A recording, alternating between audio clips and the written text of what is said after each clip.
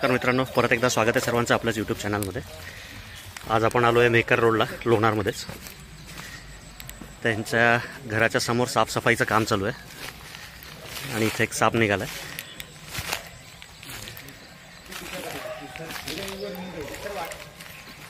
Viper आहे का इकडे? दिसला सर तुम्हाला? हे जरा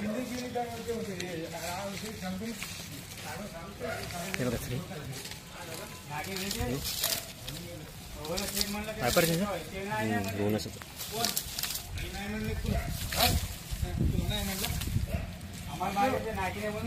झाकण खोलून इथे डबा ठेवा ना। डबा खेळतो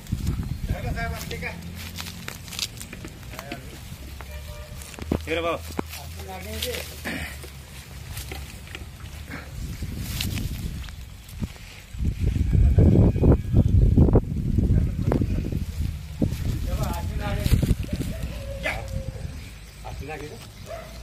घोनस घोनस घोनस म्हणजे हे आपल्याकडे नसतं भेटत इथं। हे जनावर आपल्याकडे नाही लोक किती जनावर आहे।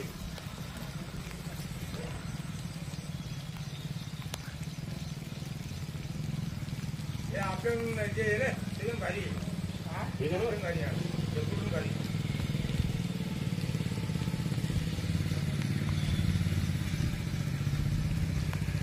काय थोडं शांत बसा दोन।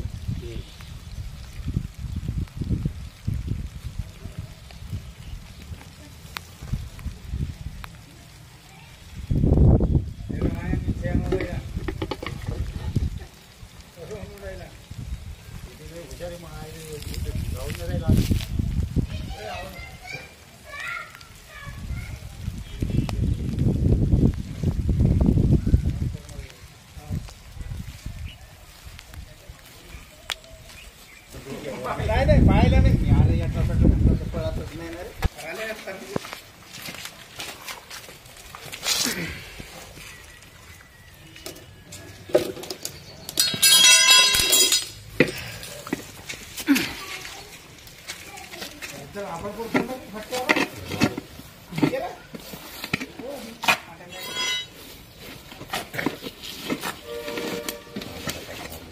काती राहिले सर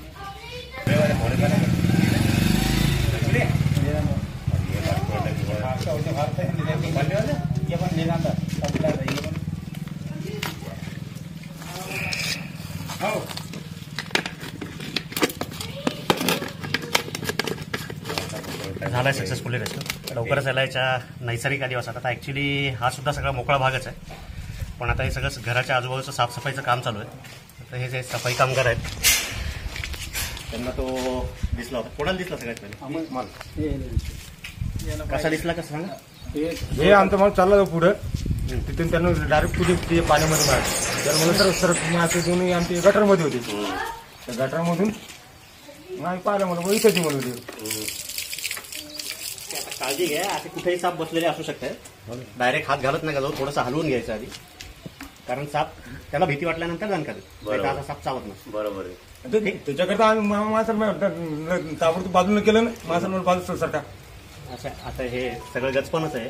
अशा गचपणात काम करताना थोडीशी काळजी घ्या, ठीक आहे? धामणं काही होणार नाही, धामणीचं काही नाही। ते दुसरा जो हिरवा जर असेल तर त्याचाही काही प्रॉब्लेम नाही, पण हा विषारी साप हे मी ते सांगतो ना, परवड आहे ना, परवड नाही नाही म्हणजे हे जे गुरुडेमध्ये दोनच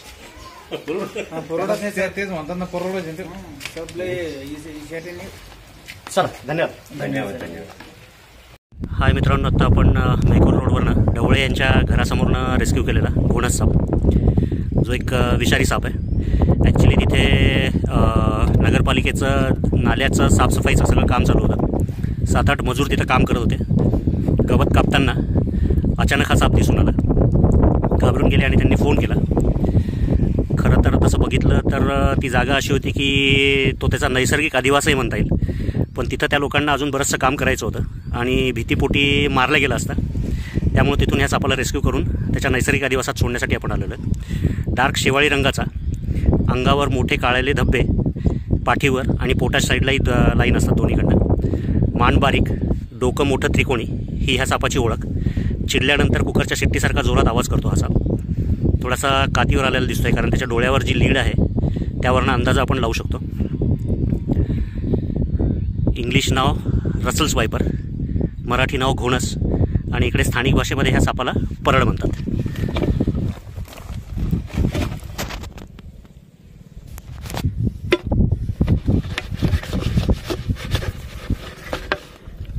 मी ह्या सापाला मिस्टर 360 डिग्री म्हणतो. कुठल्याही साईडला उडी मारून डायरेक्ट बाईट करणारा हा साप आहे.